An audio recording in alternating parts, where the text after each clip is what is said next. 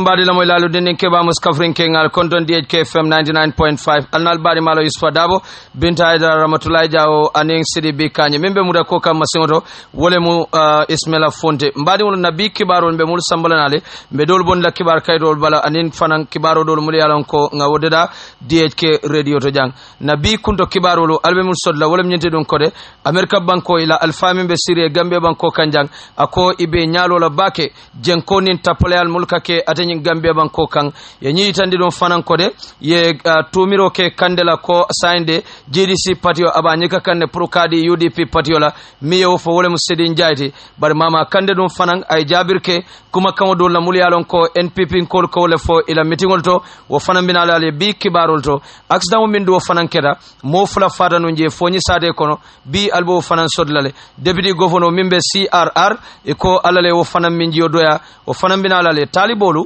wol fane balamba kele ko ay mankaramu morol soto mulbe karande la sami karantaba wo kibaro dum fanan binalalen anin kibaro mi alon ko Talib Ahmed Ben Suday wala yitandi ko ibe kata ko min ke kam pour kaje ko tapalani jenkoli sol manan kunno nyamin kane fem municipal council wo kibaro dum fanan binalalen mbadi ngolu nyin kibaro lo anin kibar jamalu bimbe nyulle sambalanale alben solal dum nding nemorun tan sina subo nin kulo bondale nyo kibarol fon jaroto mba folol dam bi wolem kibarti miyalon ko abe standard newspaper la kibaro nyaadato miyasa wolem alaji maneti ako United States of America ila alfami be Syria Gambia banko kanjang wole dum fana yitandi don kode aba ibe nyalo la bake jenko nin tapale al miyalon ko wole kake nin atare nyanda mansa kundala do ko dila molla atenyim banko nyen don fon kanjang United Nations ila ambassador mimbe Gambia banko kay ka fay ko Richard Charles wole dum fon Richard Charles Pascal ay ñi tande don fankode Gambia man sa kunda wato dol bije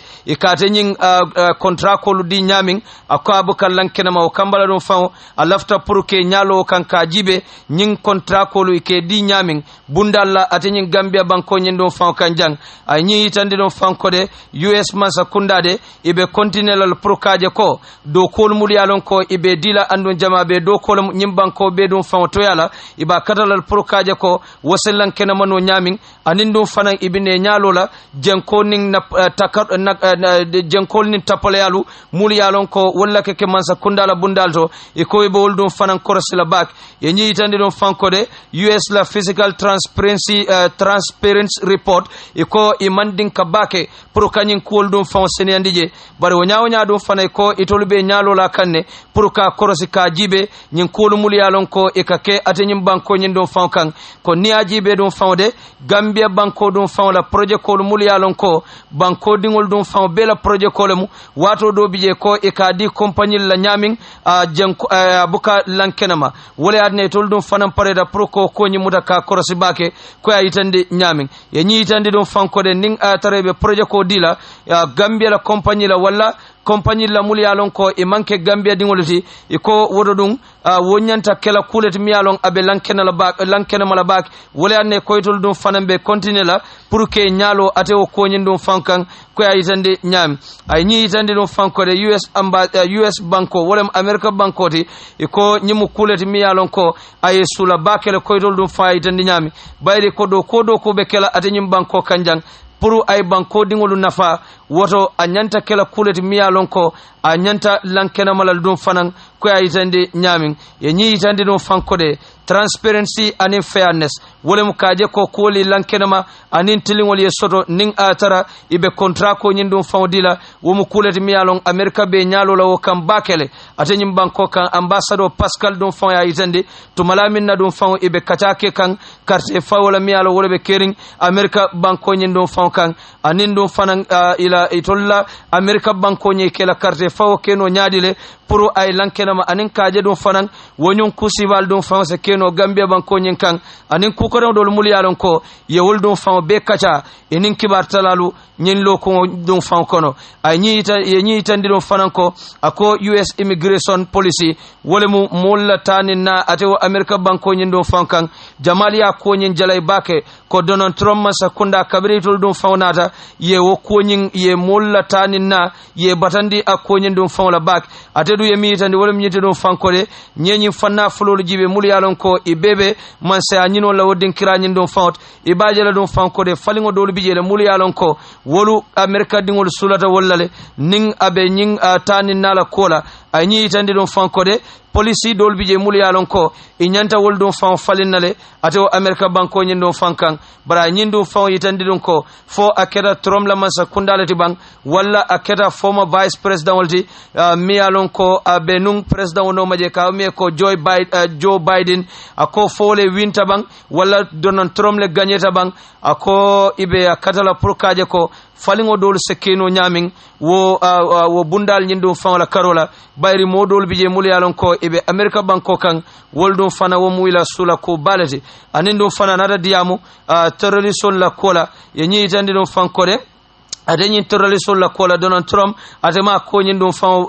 muta sula ko bati bara mi tande wolem ko america banko de ye minje wolem ko imanyan na purke dadum bankol to mul yalon ko fidnol dum fan bijele wole adne tol dum fana man wo ko nyin kumandi bak ako bar dum fana ning atara america dum fan la sulo be damin dum fana ako na tara abe america dum fana batandila woto etol dum fana belola wo ko nyin dum fan la kay tande nyamin anara diamu dum fana resistim la wole mukaje dum fanko kasiyo dol kumande anin kasiyo dol dum fana muda kawol batande america banko nyin dum fana ka anin kamul kanyande adiamu da wol dum fana na kola ko wol dum fana ko le mi yalon ko yesim fa jamal le dum fana da prokaje ko wose banno nyamin ado america banko nyin dum fankan ako bundal bije le mul yalon ko wolbe ko nyin dum famu muda kanne proka kele kaje ko ase banno nyamin america la o banko nyin dum fan kanje birimbaro rombadi wonu se tende nga jibere ke nyin kibaro la mi yaron ko Umar Bale wo safe Standard newspaper la kibar kaydo bala ay tande don fanko de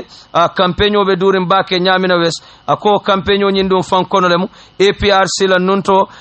Alpha do ka ho mi ko Sidin Jay bar sayndeng abe president Adama Barrow la party ka ho mi NPP abe wole don fan fasa kan e kadel don fan nyi tande ko Gambia Democratic Congress ako wolli la party nyi kale pro kadi UDP la kade don fan ay tande nyami ay nyi tande don fan ko de GDC ako akera party le mi yalon ko ay presidential carte fawo min keda nun president wol tema anin dum fanan carte fawo min keda député lu tema itolle dum fan yo gagner bar sidi dum ko de sai NPP GDC akaman ke party mi yalon ko asobe ata tumala minna itolle party nyaadon ko mim mama kandeti ay party oni nyika pro kadi United Democratic Party la ay nyi tande dum fan ko nyim party fulol dum fan memu GDC aning UDP ibe kafudale pour kaje ko ise yoro jallo fasa no nyamin pour ay gagner carte fawo mimbe kala sibiti lo November karotili worowula ay nyi itandi dum fanko jiri side ako sai e manke political party de mialon ko isobeata kati ay tandi nyama ko bayri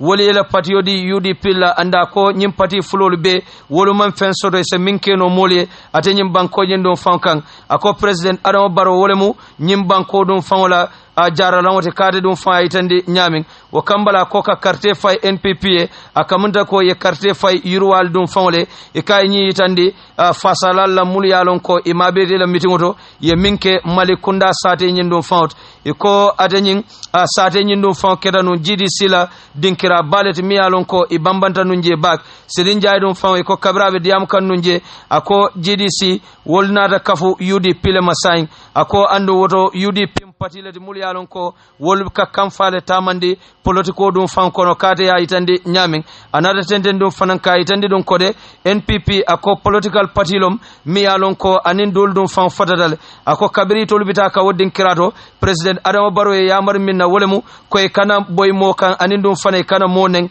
bari nin carte fayta wole dum fan nyanta diamula ay nyaminan kol dum fanan laman yande nyina dum kode president Adama Barrow be parerin pro kanyim banko beke kurawati janni ba fala 2021 bering ikade diamuta no apareta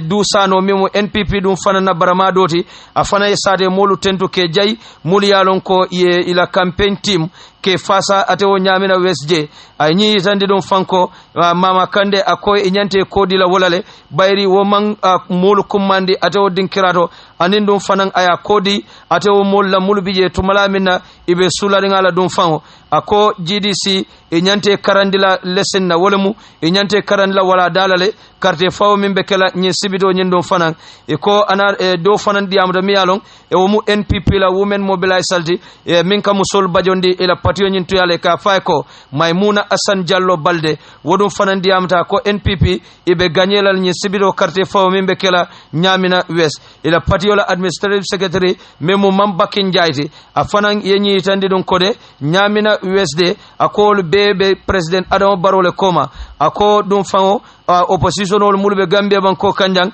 e boyndami soto wala muko e ka jutu president Adama Barrow la bayri ka jele ko aman karang ani mole dum fanam miyalon ko aman fahamo soto ako bari dum fawde ning ye miranung ala kabring ala ba tombon nanung 2016 ako aya tara dum fang opposition ol bija mulbe ma kan ke kan ako bari dum fango opposition ol nyindo fango ay wol dum fango gagnele kate du yayi tande nyamin woto ako nyamina wes wol dum fango be carte fayla president Adama Barrow le ay ñiitandi la dum fan kode ka carte fay ateñing president Barrow e wolem ñinte dum kode do ko binala ate wo ñaminale bada ko ni carte fay opposition le ako do kote kenola ate wo dinkirato ko ay tande ñamin ay ñiitandi dum fan kode nimmi yalon ko ako ning opposition min lafta pour commencer ate ñim banko kan ibitani ñaato dalla kayitandi kibar kayto ñin dum fan bala ñamin anata tenten kayitandi dum fan kode Gambia dum fango wolemu ako carte fawo mbiyalon ko abe kala woddin kirañin dum fanto ibe carte fayla president Adama Barrow le kade dum fango ya yitande ñamin o kambala dum fango ko ay dandalaro dum fango di mulla mul yalon ko ibije kana carte fay opposition le mulbe ateñim banko ñin dum fango kan ko ay yitande ñama ko bayri opposition ol dum te tolla ko jaranola e ko atewo NPP rale ñin dum fanto ay ñi yitande dum kode dindingo dol bije mul yalon ko e wuluta ye woldum fango kulli ye tola ila patio ñin dum fango tola dol dum fanambi je mul yalon ko ye wolumuta ila patio ñin dum fan fati ila patiol fati ani balti ya kompinol mul yalon ko itada non je ila campaign timo ñing wala mu mul yalon ko itada non je ye ñi yitande dum fan kode ye nisi fula dum fana ñika kadi wala ate wo sate ñin dum fanto pour ila jiara ñin dum fan kada du ya yitande ñam kabring itoli la banque ke fo e pareta honorable Mama Kande mi alon ko adal dum fana mu jidi sila nyaadon koti a fanan diamata ka jabir ke NPP kolla kuma kan wala mul yalon ko e ka wolle fo ila mitindula nga wokki baro nyin samanale Gambia Democratic Congress la nyaton ko memu Mama Kandeti wala dum fanan be jabir ke kan kuma kan do la mul yalon ko NPP ko wolle sata ila bengol to mul yalon ibe wolle ke kan nyamina wes ala kumo kono ay ñi tandi dum fankode Demba Sow mimu jidi sila député de min beleta nu nala kilo ba kan komantu ako wala belo keta kuti mialon adiata nu NPP patioy bayri kabirin wo beleta ala law woro lo famansi e toli ya damuta pour kata campagne wala je ako dol bije inim masingol kata dol fanam bije mul yalon ko inin joran sifa dol kata je pour kaje ko esefa saro soto no nyamin ako nyimu patileti mialon ko a manke ko nyaminan ko la kole sula bari fangola kunkilin ko wolle dum fango yesula gila nyande honorable Demba Sow alla jefti dum ako kabri honorable Demba Sow la ya min jedo ya balde didi tilifula be kelli be poppi be ngami itol bur e buluko so dati nyeddo mo dati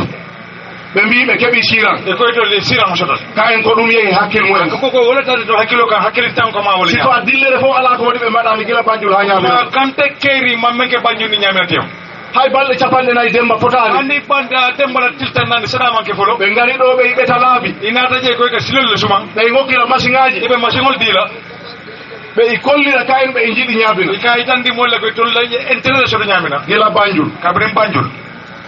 haado sala pakaliro fo pani pakali sa pomoto jam fuddi jare fo ja kabrin jare ha fototo ko fototo ala ko golla santi je men dogo di dulaji fo ji yaka ñin dula be yaaje ko ñaabino do tan yiya ye ñamina do ne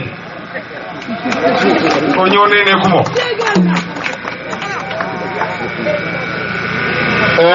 wona interest ñaabina be jogi ko haaju mo e be jokki wallahi ñamina kumula nafa e man tro no may fam kunkili nafa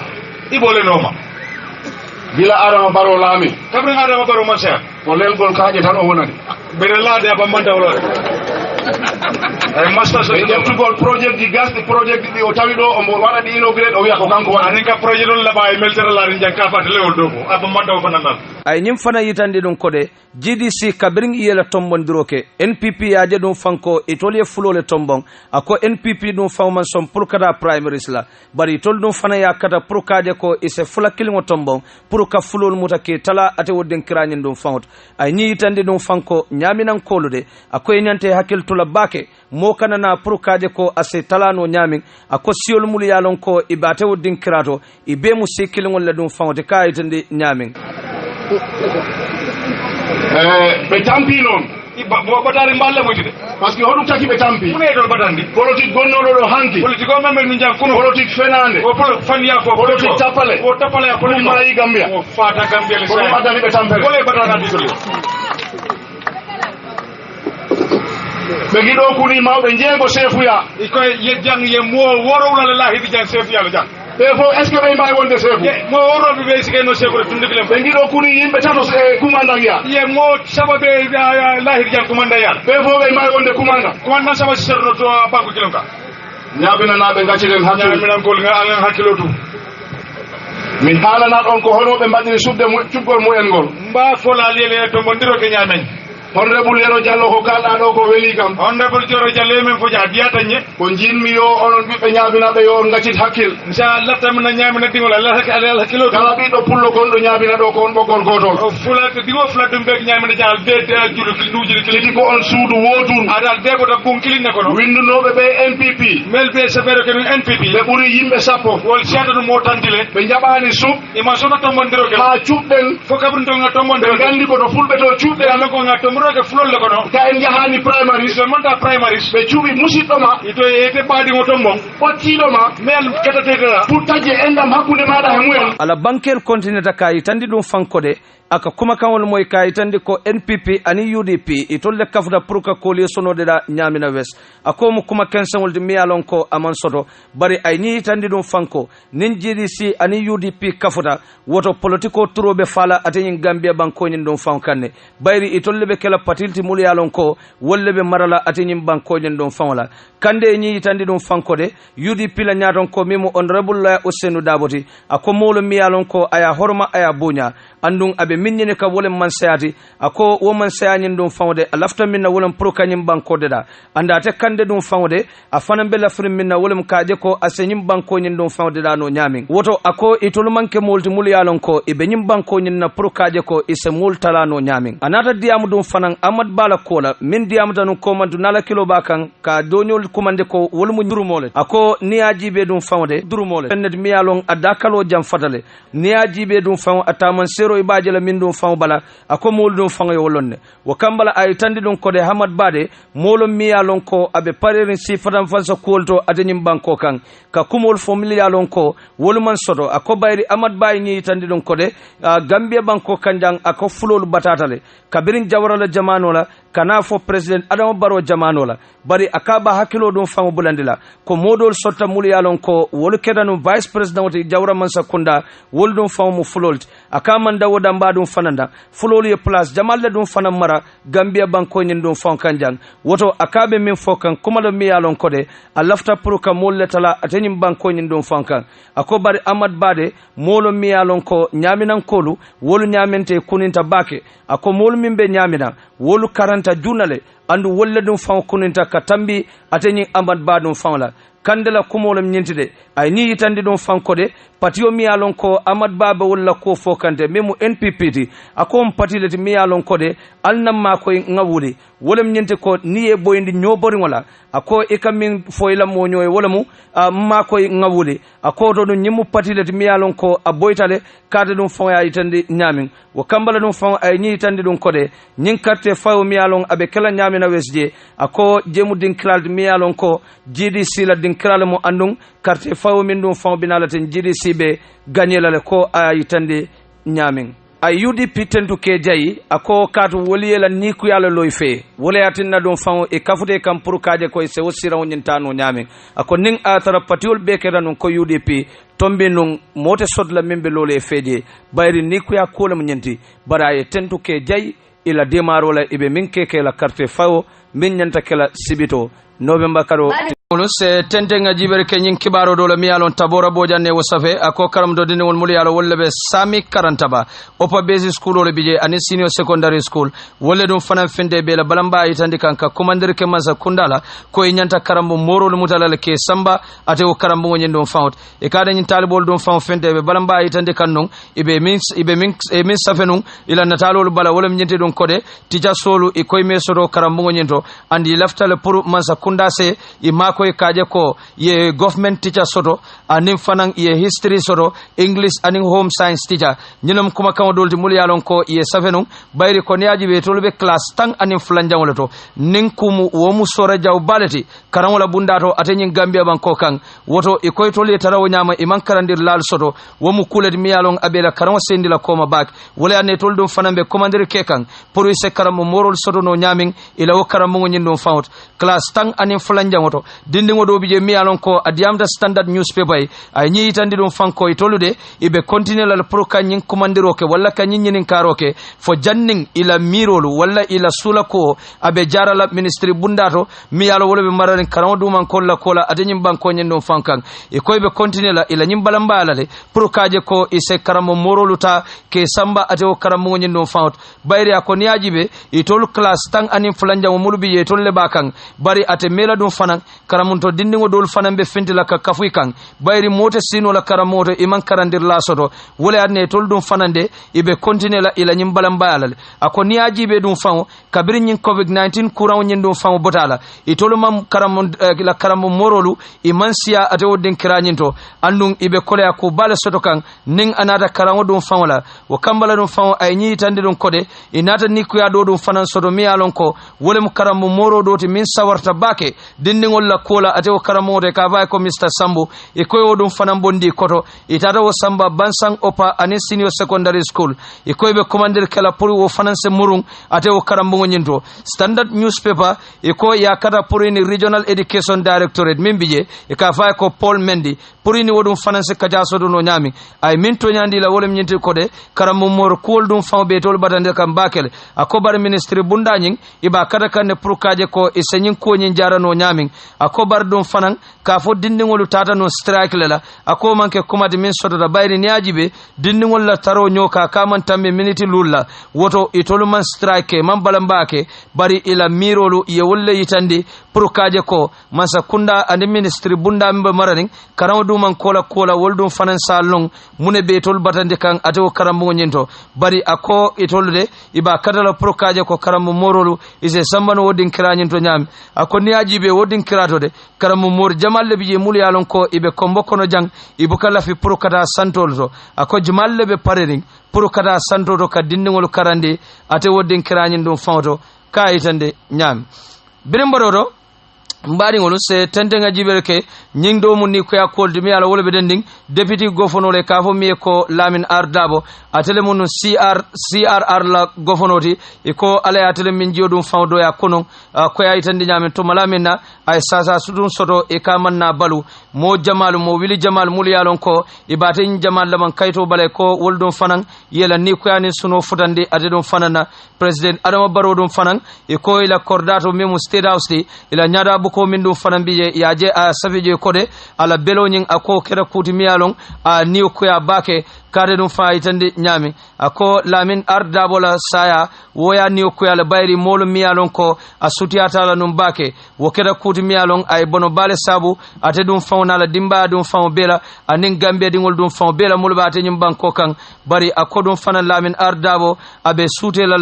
ay politiko minke pro kaje ko democracy se sodno ate nyim banko nyin dum fanan kan anin dum fanan kaje ko ka hadama dingol la nyanto ko dum fanan kele anin ka tariko kende ma dum fanan to akoma ako kulet mi yalon ko banko dingol dum fanan be wasutela akana take modum fanan mi yalon ko ay do kota akeda deputy governor banko nyin dum fankan ay wodo ko nyin dum fananta pro kaje ko ase falindirol sambana nyamin banko nyin dum fanka democracy la karola anin falindiro do mul yalon ko alafta wole kala banko nyin dum fankan e koy wosoto ila nyara buko do mimbe state house korda nyin dum fanto je birimbaro do mbadi ngol se tende nga jiberke nyin kibaro do la miyalon ko wole be dending motole komi accident soto Gambia Revenue Authority dum fanana alfa dobije min fata akonyin kono anin mo kote mo do Binta Hydra yo kibaro nyin soda Tamba nyin kibaro safe eko alfa dol minel Gambia Revenue Authority do ku bundato e ka fomi ko Famara Drame eko tenel lungo atele minjo doyata telephone banta beleta eko moto accident do mi yalon ko aketa no foni sate kono birim moto nyim fanan akopita boytaje etani dum fanan kede eko ate ning amunyo dolle dum fanan fata dum tanyin accident jawanyin dum fanan kon e ka fo modol minel ko eko sikunda ma fon lay ka keta nu wolto anala nyin abdonyo monyol min yalon ka ni benu silo kan etani dum fanan kede e ko mo ko tendol min yalon ko wol fanan e mantoro soto nyin accident o nyin dum fanan kon e ko e ka foddo ene min suute ko e ka fate ne ko sanji tal e ko nyin moflol fure fulol fangolde e ko talata lungol dum fanan nata ke futandi ila dimbal may badingol dum fanan ma pour ay setano ke sutura ke bade etani dum fanan kede ko commissioner mi yalon ka be mobile traffic unit walem bundat memararing taninal silol la kol manan kundir nya Kenya la banko kanja e ko ela siranti yomi biye ka fa ko lamin King Collie e kanin standard la nyin kibar kayto kibar tala fan kumata nyoe e mindum fana tan kibar tala nyin dum fana na wala nyinti ko akonyi accident o nyinde aka keta foni sateo aning joreng na tema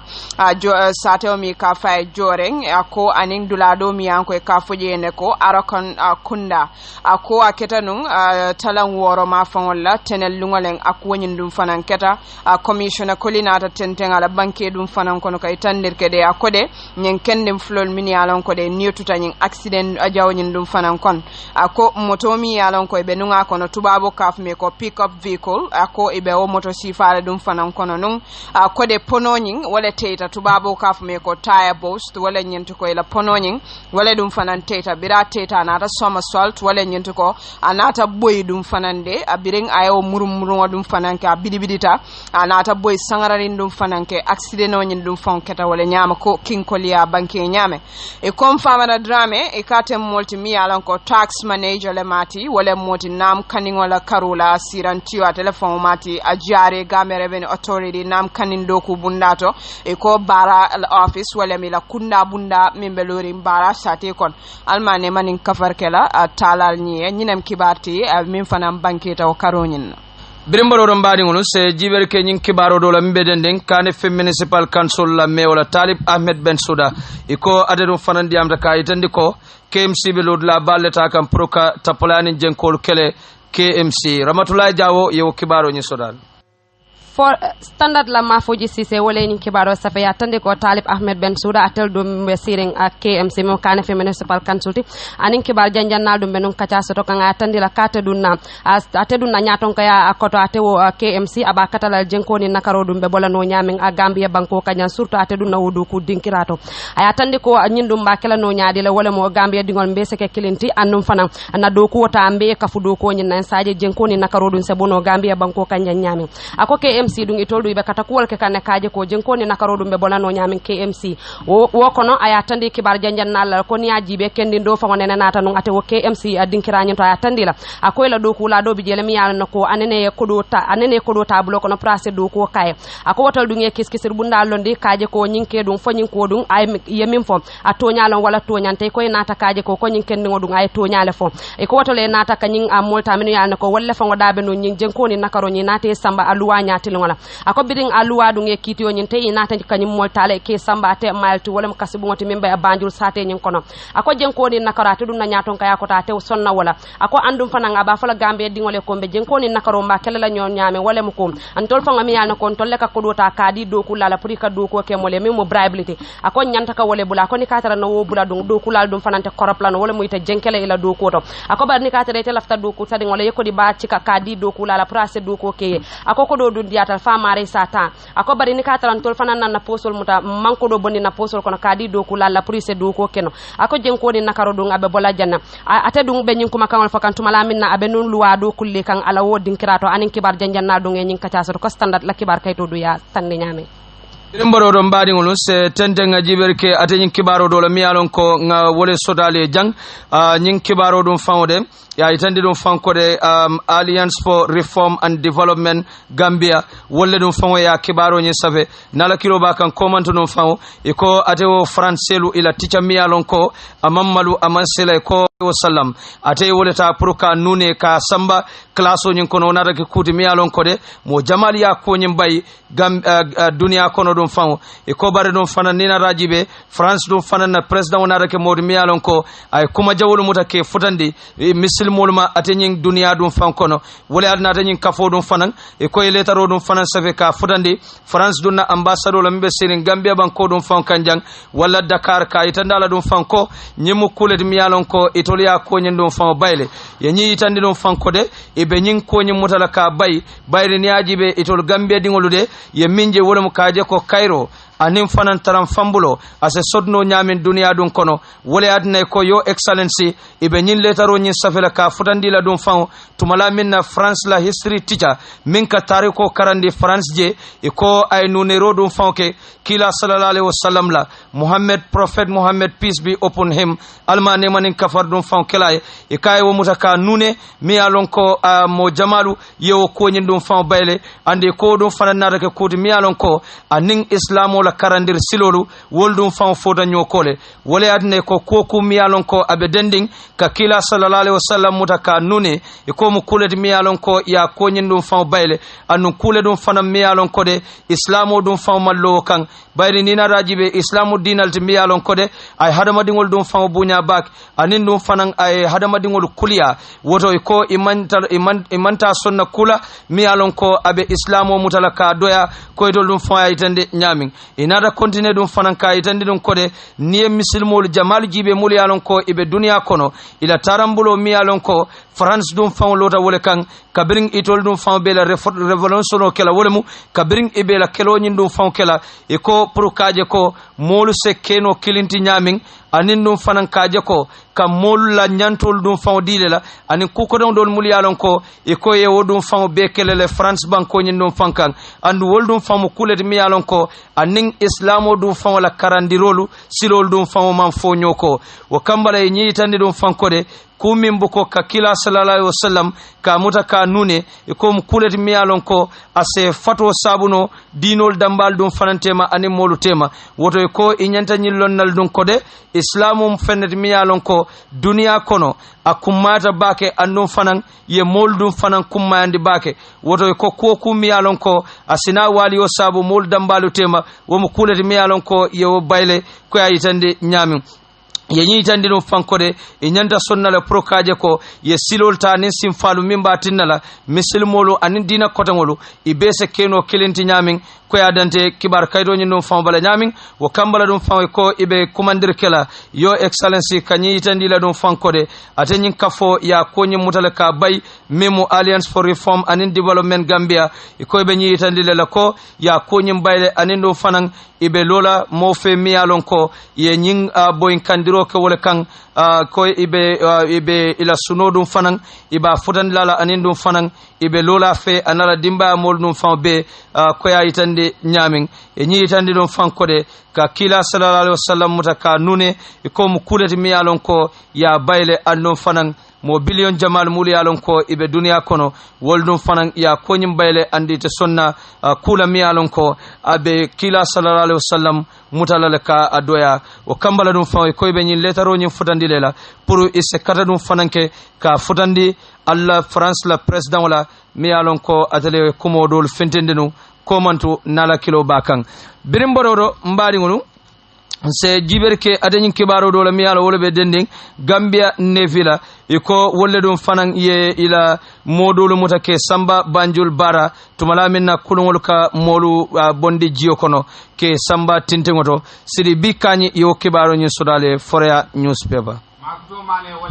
ate foroya newspaper bala ay tan ko de Gambian Navy wolle moldi mel yalon ko saintendinde ye la faro ke la molla pour kata ate banyun bara dame yalon ko sainten feriyo bukata kulundingol lemu kudi mel yalon ko wolle ka mol samba kabiring amol mel yalon ko wolle ka sula katami nyin blando o mo siata ela diamla memu ate mejo lamin ke sanyante ay tan di ate foroya newspaper bala mejo lamin ke sanyang atendende ay tan di ko da ko niaje ngamol tange la fa ate nyin dingrando bayri mol mel yalon ko wolle ka sula katambi ate nyin dingrando wol mu mol len mel yalon wol bella fa kanne ay tan di atendende ay tan di ko da ko saintentinde ako mol mel yalon ko wolle ka tambi nyin dingrando ako makole akusoro ni na de to lamulla la do kunyala dinkiranto mejo sanyan tendende ay tan digoda ko santendinde ako ka diam kawol mel mo mel yalon ko wolle ka tambi nyin dinkirana wol kame fo wolem ate paso la nyin dala fati ay tandi bada ko santende to la mol mu wol mu kullen mel yalon ko ako paso la fannala wol mantare to la do ko do ay tandi ako to la do ko mu menti wala nyindi ko kaje ko mol mel yalon ko wolle ka bo bara ani mel yalon ko wolle ka banyun e pour be sitano dinkirado dame yalon ko ilafta tala wol to pour e be si futano je nyame atendende ay tandi ko nyimme yalon ko wolem ate Gambia Maritime Administration ani simfal ni sartol mel yalon ko wolle be laring ako tol kajel ko momo yalon ko wolbe tambile ata nyin dinkiran e mari ata nyin live jacket to dum puru e mari be fantankandi nola ata nyin dinkirato nyami mejo sanyan tendende ay tandi ko da ko ni na da jube fana ako la mol mel yalon ko wolle be nyin dinkiranto ako be kata ko be ke kan kaje ko kulunol mel yalon ko wolle ka molta e kana tambi mol la mel yalon ko nyanna ko leta atendende ay tandi ko da ko ni na da jube fam ako santende nyin dinkirafu lol to dame yalon ko wolem ata banyun anim barade ako santende ako jebe ka fa molle la bari tol ka kata kol begele kaje ko de e mol mel yalon ko wolle nyana bula ta kulunu la pour e kana tenten mejo sanyan tenten da itano ka kola molu akobe kata kol bege kan kaje ko mol dol mel yalon ko wolle musasa tol di mel yalon ko e kabona mbara ako tol fanan kol de mal keje ko ye futa banyun pour be futano la ate Edward Francis Mol Tikin Hospital nyam pour e si jaralo tenten ya itandi ko sojaro la diam la han kabira be yamarro kala mol la mel yalon ko wolle ka tenten nyindra pulusi munya dron e si hakilo tunyoe pour kaje ko do ko me yalon ko be bolo kono pour asisone ko aytandi ade foroya newspaper la kibar kayto bala nyame birimbodo ron badingolu bayrim be nga kalamuda dum fanko November karotili worowla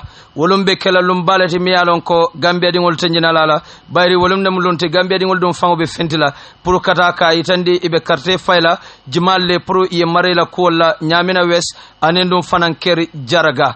wodin keral dum fangoto na kibar talalu mul yalon ko ibe jange parendile pour kaje dum fanko e se fudate wodin kera fulol dum fango beto dol bije mul yalon ko ibidala nyamina ba dol dum fanan bidala keri jaraga pour kaje ko e se kibaro kendema sodono je ka samanan moli mul yalon ko e ka radio nyin lamoy pour kol mul yalon ko ibe kering ade wodin kerat so ma dum fanan kalamu dum fanko de be ngol be kala mul yalon ko wolle be kala political party la lasraleti wolem ila lare labango ibe minkela arjumo dum fanan ibinala pour ke fonyonding sibito wobe kala carte fawolti ate wodin kirado DHK radio dum fanan be tarraje pour kaje ko ise kibaro nyindum fawo betano nyamin ka samanale na programme olto mulyalon ko ibe kala jang nen ala kitidala dum fanan alata nyaaw nyama ba kadala pour kaje ko nse wosamman wale nyamin na kibaro olto mulyalon ko ibinala le jankabo soma kata fo janning carte fawo dum fawo be kala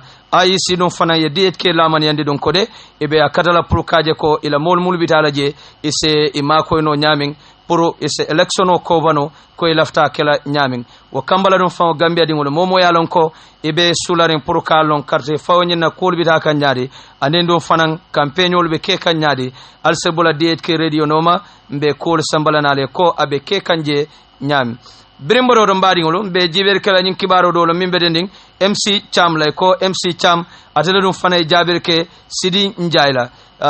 Sidi Bikani yo kibaro nyin sotale Fatu network walle asabe ila kibar tala me along atele Musajo Britoldi aitan di ko de National Youth President GDC la National Youth President memo ate MC Cham Junior di atele fanay kuma kamal fay ate NPP la Sidi Njai kan kabrin tumo me along ko ay jalay roke ila party nyaadon ko la memo ate Honorable Mama Kandedi ka foko de GDC mu party yolde me alon santendinde ya wafi ate UDP mala a itandi MC Cham Junior atenten dabe jabiri ke kan ate Sidi Njay la a itandi ko ako santentinde ako Sidi Njay wol mu molen mel yalon ko wol mu politico mafia allede a itandi bayri ako ni na radio wol mu molen mel yalon ko wol bela ajuba dale fe MC Cham atenten da itandi ko de ako ni na radio ako gambianol molen mel yalon ko manyanne lamoyla ate Sidi Njay la ani mo ko don mel yalon ko wolle be ate nyin dinkirato a itandi atenten da itandi ko ako nadanta ate Sidi Njay damal ako president Barrow moldi me yalon ko ate kala nyim banku ka walla ate kala president atenten da itandi ko ako ni na radio be fa ako dalilo 2016 election ako gambian jamabe je wol borda e tata dinkiral to ban koy bandala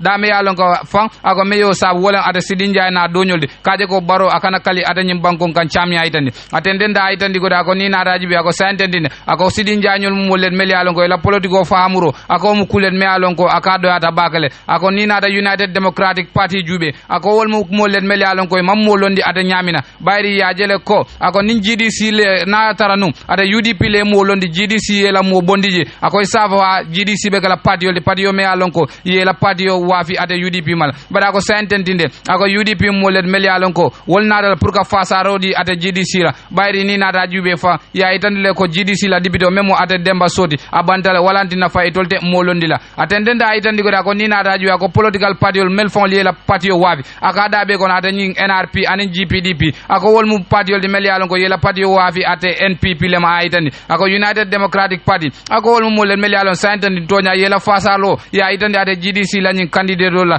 bayri ni na da jube fa ako party yo be mem fasa ka wolen kaje ko nyin Demba So me yalon ko wole bantaten ako wole modi me yalon ko alala ko wol na do wala tinna fa abota ata nyin dinkirato ka itandi ate fatu network la kibar kayto ya safe nyame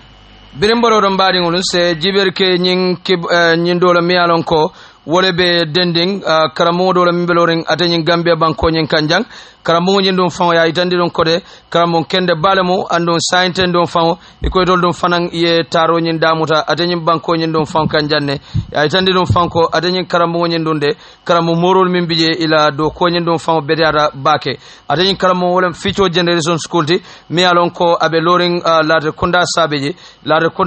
abe wolo to bundum magistrate kiti mum bije abe wole ko maje anin Charles Diaw Memorial Academy ani wole dum fan nyaabe telende nyola oto ko Gambia dingol mulbe solaren programme mon kendola e dingoy karamo sodo anay kulo dum fana sodo future generation school lam annu karamo nyen dum fana kono e ko jebete ara bake pro dindingol dum fana la karamo morol min dum fana biye yela karamo no bake e ka dindingol dum fana mako e bak woto nimmi yalon ko ebe solaren karamo kendole ko isenyi number commande memo 371 0689 371 0689 781 3958 781 3958 mbari ngol kaltendo kal jey alla la mol kunyi mala wato la bango kamba binga nyin le sodale kibarul nin kankularol to alnal bari malo no yusfada rahmatullahi jaw fadu BS baji binta hydra aning Sidi B kanye mi mura ko masengo wole mo Ismaila Fonte mbari ngolu ning ala kiti dala soma binta be tarale jam puruka kibarul samanan ndol fanambe dunna wala puruka je ko nse kibarul sindino alla nyamin DHK radio to jang ala baraka bake wassalam